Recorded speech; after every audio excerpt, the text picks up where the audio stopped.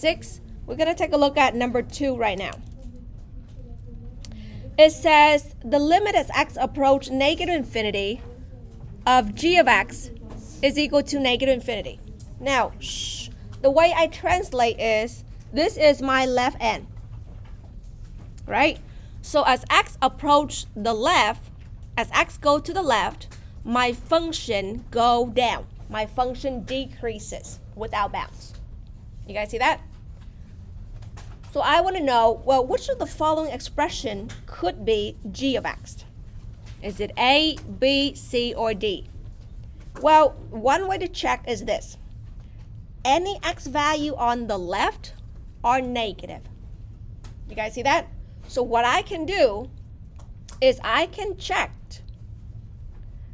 each of these functions using a negative.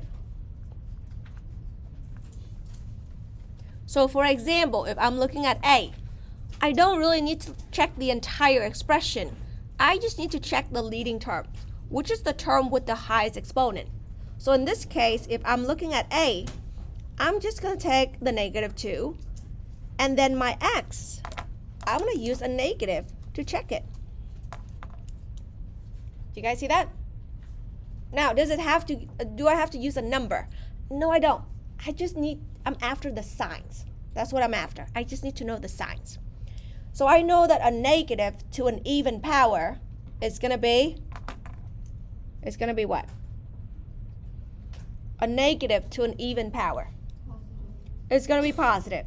So I have a -2 here, which means I have a negative value times this positive value, right? Because a negative to an even power will become positive. Well, a negative value times a positive value is going to be a negative value. That means my function is going to approach negative infinity. And that's what I want. You guys see that? So my answer is A. That's my first check, and I got it. You guys see that? That's the fastest way to do it. Now, what if you like Ms. Shan?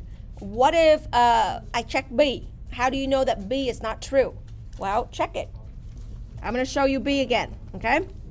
I don't need to look at this term. I'm looking at the term that have the highest exponent. So in this case, it's -2x to the 7th power. My x that I want to check have to be negative because I'm looking at the left end. So I have this negative right here. That's -2 is a negative value times a negative to an odd power. What kind of value would I get? A negative. Well, a negative times a negative is a positive. This tells me positive infinity. But you see that what I want is a negative infinity. So B is out. Shh. Does that make sense? Any questions on that? So yes, you do have to look at your answer and then from there determine it. Anything else on 1.6? Number 1? All right, let's take a look at number 1. So it says, for polynomial function f, the limit as x approach negative infinity. So I know this is the left end. My function is approaching infinity. So I know this. On the left end, my function is going up. That's what this means. The limit as x approach positive infinity. So I'm looking at the right end now. My function is approaching negative infinity. So that means on the right, my function decreases without bounds. Are we all right? So this is me translating it. Which of the following must be true about f? F have to be an even degree function. That's wrong. Because if it's an even degree polynomial, both ends either go up or both ends go down. Do you guys see that? So it cannot be even based on what I see here. Are we all right? Shh. Question on that. So again, even mean either both ends go up or both ends go down. Only if it's an odd function where one end go up, one end go down, or the other way around. The question now is, I want to know which one. Shh, ladies.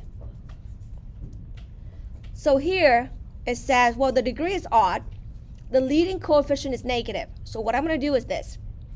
I'm going to say, okay, I have a degree of an odd number. Yes? My leading coefficient is the number in front of this term.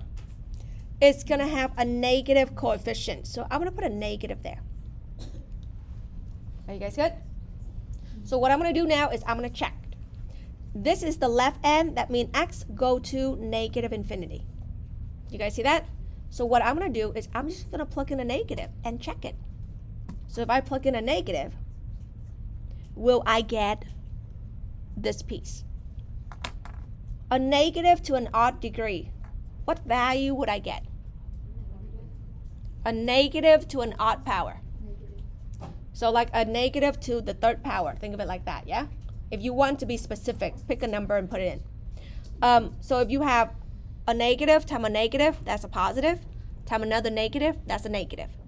You guys see that? So I have this negative times this is also going to be negative. So a negative times a negative is a positive, which is the same as this one.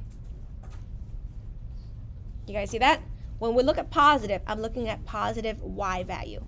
So this tells me that my function f of x goes to positive infinity. So the answer should be C. Okay? Now, what if you choose this one? What if, would this be right? If the degree is odd and the leading coefficient is positive, well, check.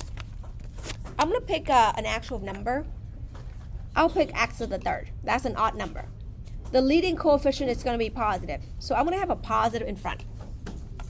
If I put in a negative value, which is I'm looking at my left end. This is positive. A negative to an odd power is negative.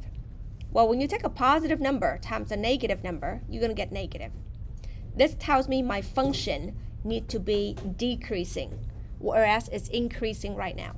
So that's why this is not true. Okay, so this is D. That's why that's not true. And this is C. C is true. Yes? Name? Okay, go Victoria. All right, we're going to go ahead and look at 1.7.